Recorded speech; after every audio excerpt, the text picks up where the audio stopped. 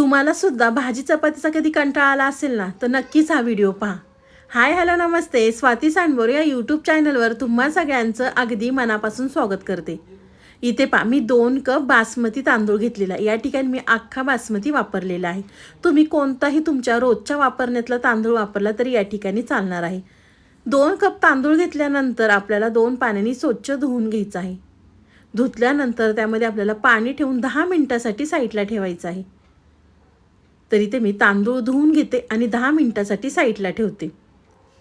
तोपर्यंत आपण इथे दुसरी तयारी करूया. इथे मी मिक्सरचं भांडं घेतलेलं आहे. मिक्सरच्या भांड्यामध्ये आपल्याला सुकं खोबरं घालायचं आहे. सुकं खोबरं घातल्यानंतर त्यामध्ये आपल्याला लसूण घालायचं आहे. इथे मी 10 ते 12 पाकळ्या लसूण वापरलेला आहे. त्यानंतर आपल्याला आलं घालायचं आहे. आलं घातल्यानंतर पुदिना, कोथिंबीर घालायची आणि मिक्सरला बारीक असं वाटण आपल्याला तयार करून घ्यायचं आहे. तोपर्यंत तुम्ही माझा व्हिडिओ इथपर्यंत पाहिलाच आहे आणि अजूनसुद्धा सबस्क्राईब केलं नसेल ना तर प्लीज एक सबस्क्राईब नक्कीच करा. तर इथे पाहू शकता मी पाणी न घालता वाटण वाटून घेतलेलं आहे. तर आपलं वाटणसुद्धा तयार झालेलं आहे. तर इथे मी गरम पाण्यामध्ये सोयाबीन भिजत घातले होते.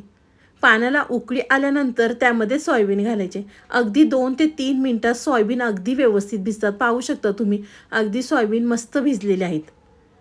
त्यानंतर आपल्याला सोयाबीनमधलं सगळं पाणी काढून घ्यायचं आहे. सोयाबीन आपल्याला मुठीमध्ये घ्यायचे आणि मूठ दाबून आपल्याला सोयाबीनमधलं सगळं पाणी काढून घ्यायचं आहे.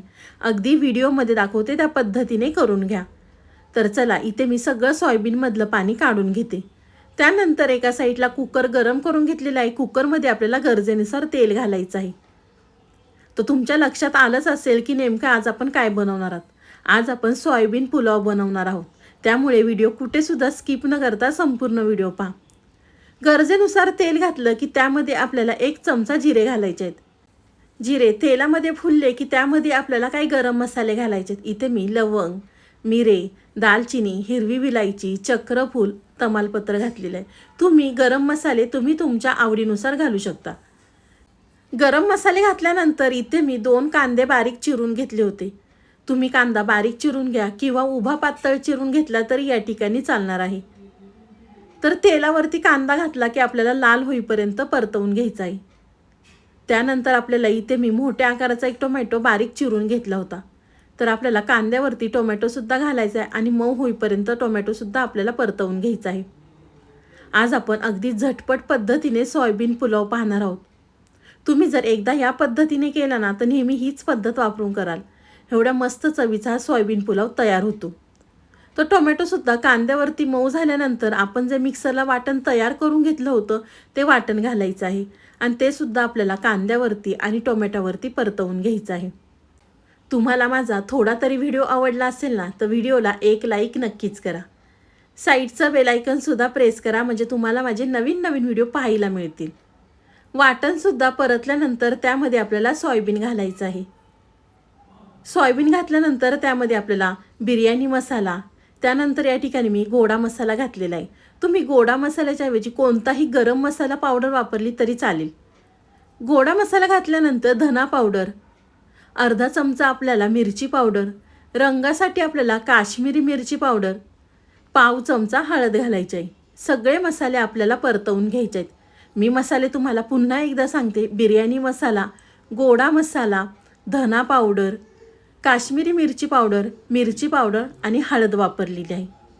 तिखट तुम्ही तुमच्या आवडीनुसार कमी अधिक करू शकता. मसालेसुद्धा व्यवस्थित परतल्यानंतर आपण जे तांदूळ भिजत ठेवले होते 10 मिनिटासाठी ते तांदूळ आपल्याला कुकरमध्ये घालायचे आहेत आणि व्यवस्थित मिक्स करून घ्यायचं आहे.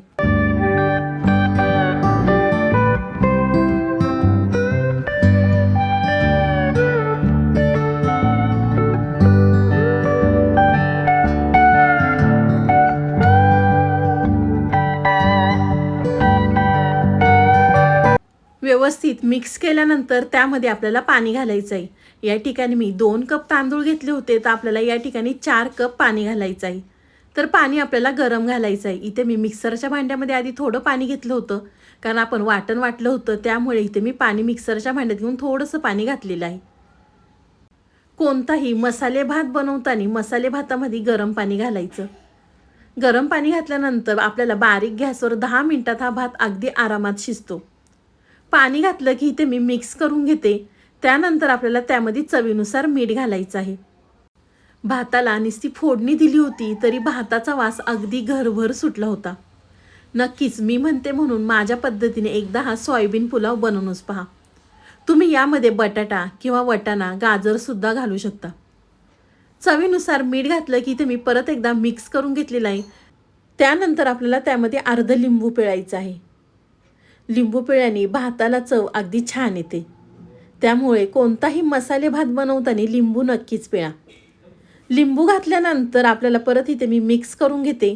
मिक्स केल्यानंतर आपल्याला झाकण लावायचं आहे आणि 10 मिनिटासाठी आपल्याला गॅस बारीक ठेवून भात शिजवून घ्यायचा आहे. गरम पाणी घातल्यामुळे आपल्याला कुकरची शिट्टी घ्यायची नाही. 10 मिनिटं बारीक गॅसवर भात आरामात होतो.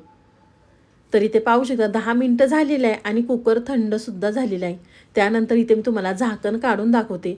पाहू शकता मस्त आपला सोयाबीन पुलाव तयार झालेला आहे. ह्या भाताचा वास अगदी घरभर सुटला होता. तुम्ही जर एकदा ही पद्धत वापरून हा सोयाबीन पुलाव केला ना, आठवड्यातनं 2 ते 3 वेळा नक्कीच तुम्हाला स्वयंपाकाचा कंटाळा येणार. तर मस्त आपला गरमागरम हा सोयाबीन पुलाव तयार झालेला आहे. तर चला इथे मी एका प्लेटमध्ये काढून घेते. प्लेटमध्ये काढल्यानंतर त्यावरती आपल्याला कोथिंबीर घालायची आहे.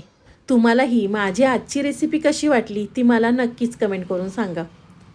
व्हिडिओ आवडला तर व्हिडिओला लाईक, कमेंट, सबस्क्राईब करायला विसरू नका. मी आशा करते की तुम्हाला माझा व्हिडिओ खूपच आवडला असेल ना तर व्हिडिओ शेअर करायला विसरू नका. तुम्ही माझा व्हिडिओ कोणत्या शहरातनं किंवा कोणत्या गावातनं पाहता ते सुद्धा मला कमेंट करून नक्कीच कळवा. तर चला तुम्ही माझा संपूर्ण व्हिडिओ पाहिल्याबद्दल थँक्यू सो मच.